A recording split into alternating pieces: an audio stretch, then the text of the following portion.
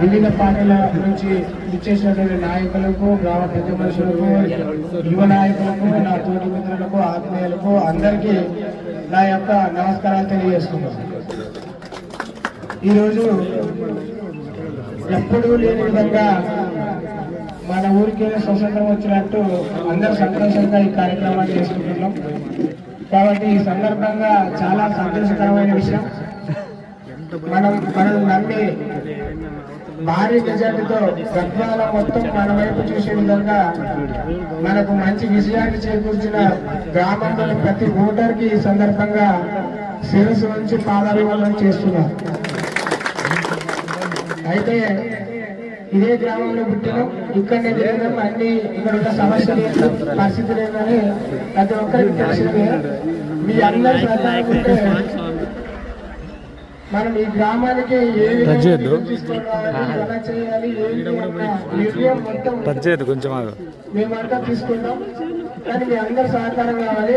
ముఖ్యంగా ఈ రోజు వరకు 5 సంవత్సరాల గాను మన గ్రామంలో ఏమేమి చేయాలన్నది ఒక ప్రణాళికను పూర్తిగా ఏర్పాటు చేసుకోవడం జరిగింది. అందులో మొదటిగా 100 రోజుల పాటు ముఖ్యంగా ఇప్పటికిప్పుడు ఏం చేయాలి, పెట్టాలి, ఏది ఇంపార్టెంట్, తర్వాత ఏది స్టెప్ బై స్టెప్ ఏ విధంగా చేయాలనేది పూర్తి సమాచారం మా దగ్గర ఉంది.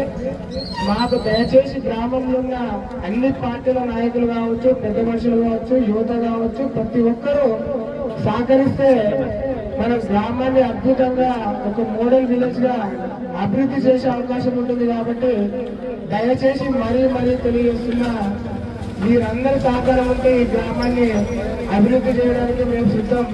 మీరు కూడా సిద్ధం ఉన్నారనే నమ్మి నేను ఎన్నికల్లో పోటీ చేయడం జరిగింది. ఆ నమ్మకాన్ని మీరు నిలబెట్టి భారీ మెజార్టీతో గెలిపించారు. మరొకసారి మీ అందరికీ ధన్యవాదాలు తెలియజేస్తున్నా. ఏమేమి చేయాలన్నది నా మనసులో ఉంది. ఖచ్చితంగా చేసిన తర్వాతనే చూపిద్దాం, ముందు మాటలవుతూ. కాబట్టి